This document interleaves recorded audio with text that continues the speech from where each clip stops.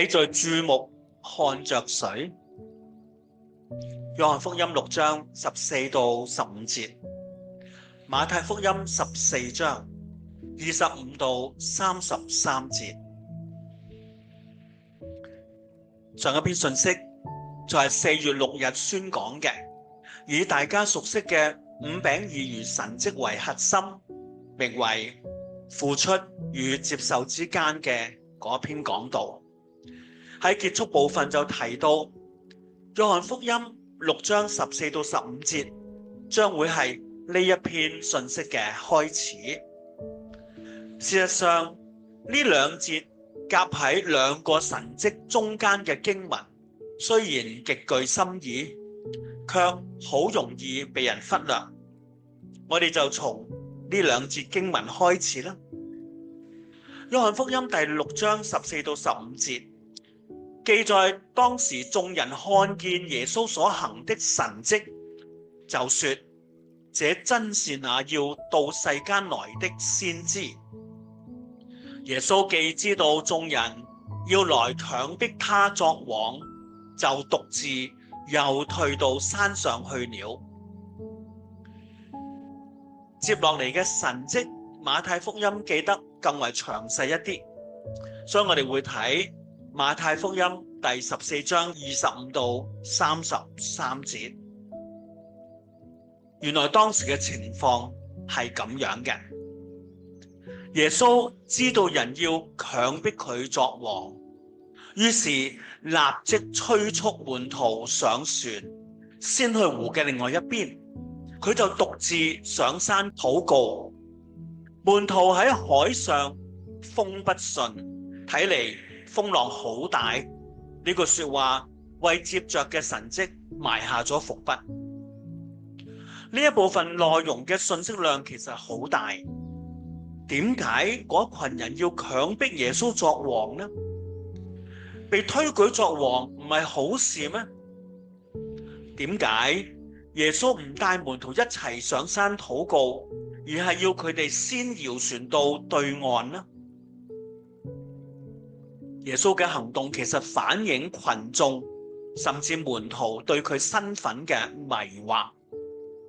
事實上，今日唔少信徒甚至教會對耶穌基督嘅身份都心存迷惑。究竟以耶穌為王嘅意思應該係點樣嘅呢？聖經話俾我哋聽，自從猶太人回歸耶路撒冷，重建聖殿聖城，重新植根喺上帝所賜嘅土地上，佢哋嘅內心就熱切等候彌賽亞嘅來臨。歷經馬代波斯希臘嘅統治，喺希臘分裂之後，又經歷過100幾年自治，結果羅馬興起，又再次淪落為呢個龐大帝國嘅少數族裔。呢啲事件令絕大部分猶太人心生一個觀念：上帝應許嘅彌賽亞就好似古代摩西帶領以色列先民擊敗強大嘅埃及，讓全民脫離為奴苦難嘅日子。而摩西帶領佢哋嘅祖先出埃及嘅經歷，放喺當時嘅處境理解，就係彌賽亞要帶領佢哋推翻異族統治，重建好似大衛時代嗰個輝煌嘅國家。到時末日亦都會嚟到。但係呢個顯然唔係耶穌基督降生為人要成就嘅救恩。但係由呢個心態可以諗到，喺5餅2魚嘅神蹟以後，嗰成千上萬嘅群眾必然大為震撼，認定耶穌就係好似有摩西咁樣嘅能力，能夠滿足佢哋嘅需要，又拯救佢哋脫離外族魔爪嘅彌賽亞。於是強迫耶穌為王。今日我哋冇強迫耶穌為王嘅心態同埋行動，但係同樣容易會對佢嘅臨在同埋相信耶穌作主門徒嘅心態，局限於佢就係解決我哋生活嘅需要，讓我哋活得豐足一啲，快樂一啲。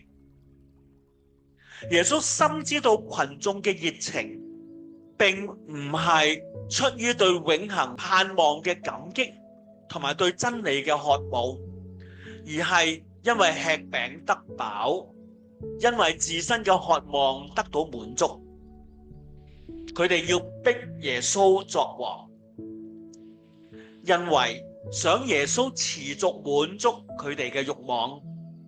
因此耶穌刻意離開，拒絕被人視為提供現世物質利益嘅大慈善家。耶穌要門徒亦都離開群情洶湧嘅群眾，因為錯誤嘅觀念會影響門徒對佢嘅理解。假若門徒亦都沉醉於呢一種侍奉嘅果效，將受群眾歡迎愛戴同神嘅國神嘅疑惑上等號，意思就係以群眾嘅喜悅作為侍奉嘅目標，於是就會變成追求人嘅認同，而唔係神嘅旨意。呢個係絕對危險嘅侍奉態度。事實上，福音書記耶穌門徒有好多類似嘅表現，需要耶穌不斷糾正。所以耶穌催促門徒立即上船，讓佢哋經歷另一個屬靈學習。呢兩節經文帶出嚟嘅信息，正係引發接下嚟呢個神蹟嘅原因。而馬太福音將呢個神蹟嘅特點凸顯出嚟。我會以講故事嘅方式，將呢一個神蹟話俾大家聽。當時耶穌催促門徒搖船去到湖嘅對岸，獨自上山祈禱。但係因為風不順，又有大浪，大概船前進嘅速度非常緩慢。到咗4更天，按猶太人當時嘅時間講法，第一更應該係6到9點，第二更係9到12點，第三更係12點到凌晨3點，所以第四更就係凌晨3點到6點，正係黎明之前最漆黑嘅時候。門徒正慌忙咁同巨浪搏鬥，其中一位門徒死捉住濕透嘅纜繩，翻騰嘅湖水灌入佢個鼻腔，船尾傳嚟聲嘶力竭嘅呼喊，好大西北風壓住纜索㗎。正當大家拼命穩住船身嘅時候，突然有人指住船外，充滿恐懼不安咁講：你哋睇嗰個係乜嘢？眾人轉頭望住遠方漆黑嘅海面，喺雨中隱隱出現一個黑影，正朝佢哋飄過嚟。鬼啊！顫抖嘅驚叫喺甲板上高炸開啊！嗰個人影踏住浪尖，如履平地，逐漸走近。接住一把熟悉嘅聲音傳嚟：放心，係我。又一陣驚訝，係耶穌嘅聲音。反應最大嘅仲係彼得，佢立即撲到船邊，睇見耶穌嘅白袍喺風中飛舞，彼得就發出西啞嘅呼喊：主啊，若是你，就叫我從水面走到你那裏去。佢立即聽到回應：你來吧。當水漫過腳背，彼得先至發現已經站喺湖面，感覺就好似踩喺玻璃上。浪花溫柔咁樣拍打佢嘅腳踝，於是佢就想向耶穌走去。就喺3數步之間，西北狂風就捲住冰冷嘅水抽喺佢嘅面上，佢瞥見海上嗰個風急浪高嘅情景，膝蓋立即發軟，於是往下沉咗落去。主啊，救我！一張口水就灌入佢嘅喉嚨，就係嗰剎那之間，一隻手穿透水面，將佢整個人從死亡嘅漩渦裏邊抽出嚟。耶穌嘅嘆息混住海風傳嚟：你這小信的人啊，為什麼疑惑呢？當佢哋返到去船上，肆虐嘅暴風突然間就止住啦，隱沒多時嘅月亮重新浮出雲層，照見臉上蒼白嘅門徒慢慢伏倒喺甲板之上，傳嚟此起彼伏嘅驚嘆聲：主啊，你真係神嘅兒子！呢個神蹟同樣有好豐富嘅內容，人可以從唔同角度去思想耶穌嘅大能同埋佢嘅作為。例如耶穌係跨越自然現象嘅神，好似約翰福音1章3節講，萬物都係藉住佢做嘅，因此水都要聽佢嘅能力，讓佢喺水面上行走。只要耶穌願意，亦都能夠叫我哋行喺水面上，但係前提係佢願意，我哋亦都要有足夠嘅信心。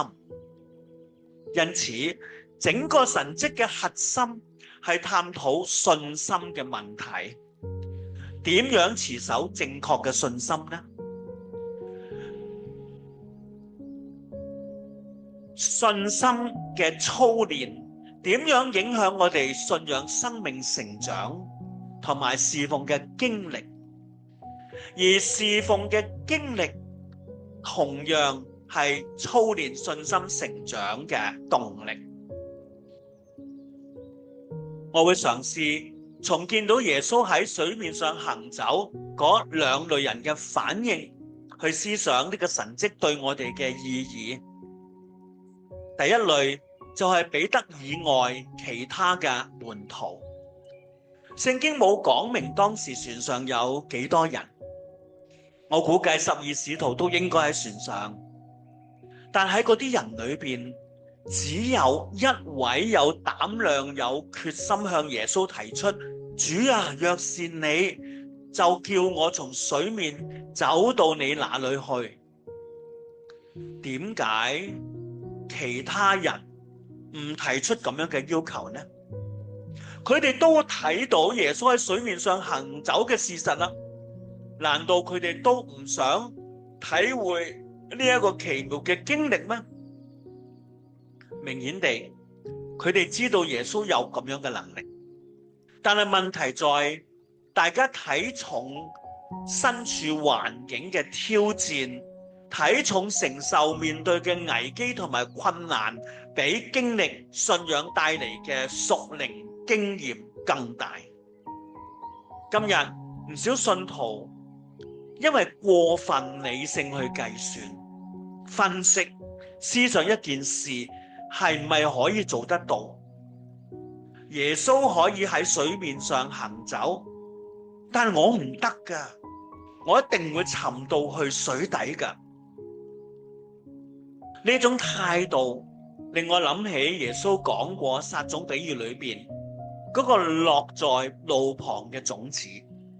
信心嘅種子係撒咗出去啊，但係好快就俾身邊嘅飛鳥食光啦。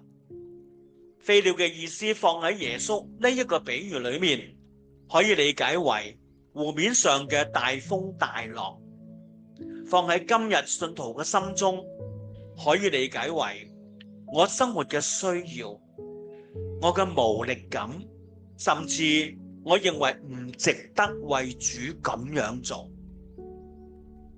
要憑信心去行，要冒大嘅風險。呢一類自我阻隔去經歷上帝大能同埋恩典嘅理由，常喺我哋心裏邊出現。因此，今日喺教會裏邊有唔少從來唔參與侍奉，從來唔敢大膽一啲為經歷信仰嘅真實多行一步，所以從冇想過呢一個來自信心嘅能力，佢哋同樣可以經歷得到。唔知你同唔同意？喺我哋身邊其實充滿住咁樣嘅基督徒。第二類就係彼得。彼得喺水面行走事件，讓我哋發現信心同我哋注目專注於乜嘢之上有直接嘅關係。彼得嘅表現正好同現代人面對嘅挑戰非常之相似，你同意嗎？信心同現實環境嘅拉扯係唔少信徒面對嘅挑戰。彼得嘅表現值得學習嘅第一步係佢敢於面對挑戰。門徒當中只有佢敢於向神提出呢個奇妙嘅要求。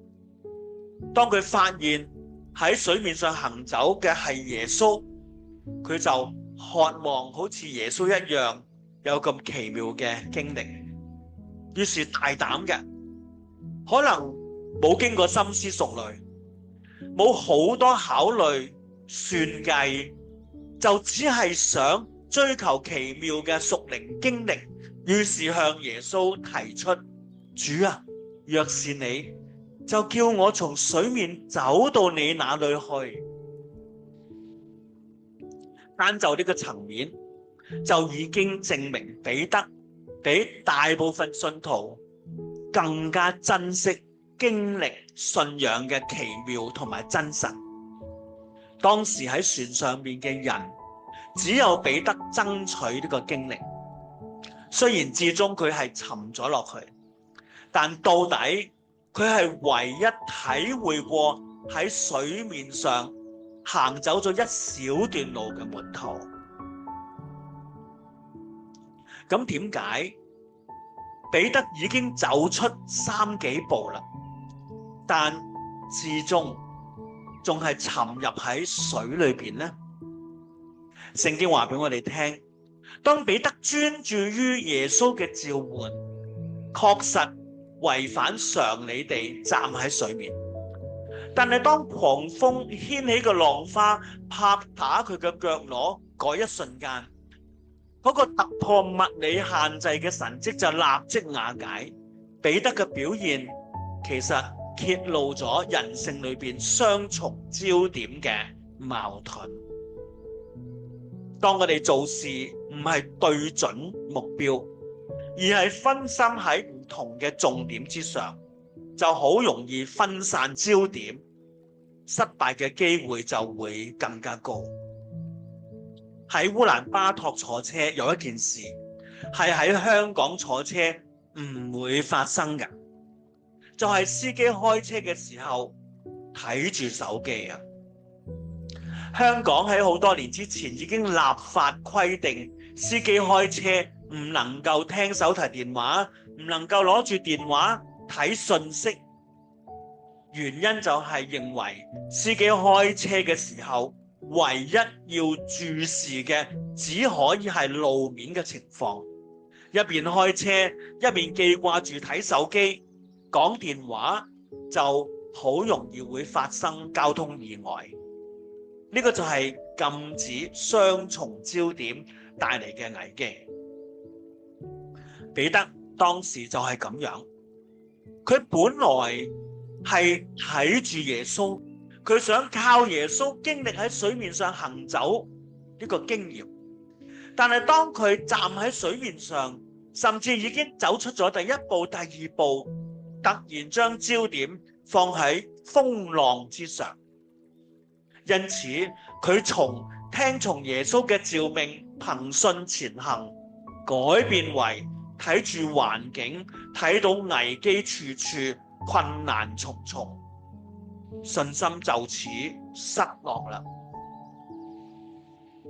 呢個正係耶穌撒種比喻裏邊第二類撒喺淺土裏邊嘅種子，本來好快成長，但因為土太淺，根扎唔落去，長出嚟嘅苗好快就枯乾啦。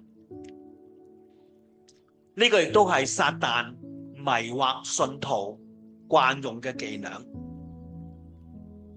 話說喺撒旦手下有好多小鬼，專門阻止要忠心跟從主嘅人，打擊信徒侍奉主嘅信心。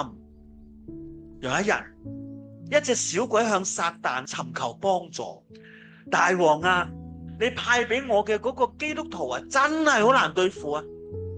我用盡手段恐嚇佢、攻擊佢、傷害佢，都冇辦法令佢放棄侍奉跟從神。你話點辦呢？撒旦鬼魅一笑，你個功底仲未到家。遇到咁樣嘅信徒，其實只要一招就可以將佢搞垮啦。你要迷惑佢，就欺騙佢，手上有10件事都係好重要嘅，讓佢喺呢一啲以為都好重要嘅事上高疲於奔命，咁佢自然就會忘記咗生命裏邊最重要嘅係啲乜嘢啦。當佢變成咁樣嘅時候，我哋就無需要再理會佢啦。彼得喺水面行走嘅神蹟，正正就係今日普遍基督徒好容易面對嘅挑戰。我哋唔係唔知道要憑信心為主踏出一步，我哋唔係唔知道憑信心回應召命會經歷神嘅大能同埋奇妙嘅恩典，甚至我哋曾經都經歷過呢一啲信心嘅果效。過去我遇到過唔少弟兄姊妹，憑信踏出第一次短宣旅程，到咗其他嘅地方參與傳福音、建立教會、服侍唔同群體嘅侍奉，有好美好嘅經歷。過去我聽過唔少肢體分享，憑信心開始11奉獻，真嘅經歷，只要憑信心獻上呢個當獻上嘅1/10，經歷主並唔虧負佢，主嘅供應比自己想嘅更美好，但係都冇持續呢一個信心嘅行動。點解呢？唔少肢體都會分享，要再去短宣嘛，我嘅工作真係好忙啊，老闆唔願意再俾我假期啦，我屋企嘅事實在太多啦，我覺得同肢體咁樣緊密嘅生活喺埋一齊，合作侍奉有啲困難呢。我嘅經濟壓力都好大，付出呢啲金錢會有困難嘅。11奉獻同樣有咁樣嘅壓力。呢一種表現唔係就係好似彼得跳咗落水裏邊，走過2、3步，但係一睇環境、睇風浪、一睇困難就沉咗落去啦咩？持續將目光注視喺耶穌嘅身上，先至係我哋持續保持屬靈嘅經驗，持續不斷發現主嘅大能同埋恩典嘅唯一途徑。信心係要不斷操練而嚟噶，剛萌芽生長嘅信心係需要以信心嘅行動去澆灌成長嘅。假若只係淺嘗一下，就俾身處嘅環境同埋唔同嘅事佔據咗你嘅目光，咁你永遠唔會再次經歷信心嘅果效，亦都唔能夠喺主嘅操練裏邊成長。呢個神蹟係發生喺加利利海嘅神蹟，我就以一個發生喺高山嘅事件為呢個神蹟做一個總結。話說一個青年登山客艾倫，佢滿懷熱情，要攀上一座終年積雪嘅大山，請咗一個經驗豐富而且熟悉呢一座雪山嘅老約翰作為佢嘅嚮導。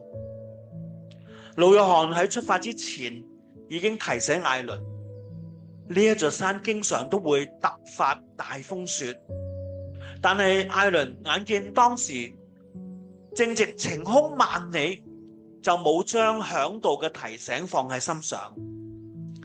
冇諗到剛爬到山腰，就突然間烏雲壓頂，狂風大作，仲有大大粒嘅冰雹打落嗰啲岩石嗰度。艾倫腳下一滑就跌咗落去啦。佢亦都眼急手快，緊緊咁捉住咗好尖削嘅岩壁，手掌割傷咗，身子勉強穩住喺半空。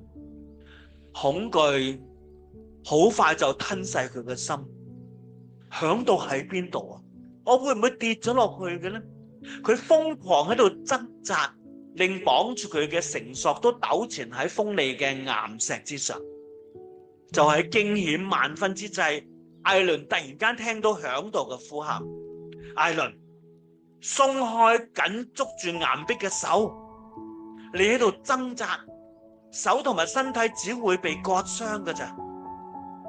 艾倫低頭睇到腰間嘅繩索，雖然已經沾滿咗冰，但係睇嚟仍然絲毫無損。於是佢大膽咁放開雙手，任由自己懸吊喺空中，讓嚮導捉住嗰條繩索，一步一步將佢拉上去，讓佢脫離險境。直到艾倫雙腳踏上安全嘅山徑之上，佢先至發現已經走過咗風暴，亦都走過咗佢人生最艱難嘅路段。落山之後，艾倫就問老約翰：點解我鬆手之後反而得救呢？呢位老嚮導微笑咁講：繩索從來都喺度，係你恐懼嘅時候，只係望住風暴，卻忘記咗抬頭睇住握緊繩索嘅我。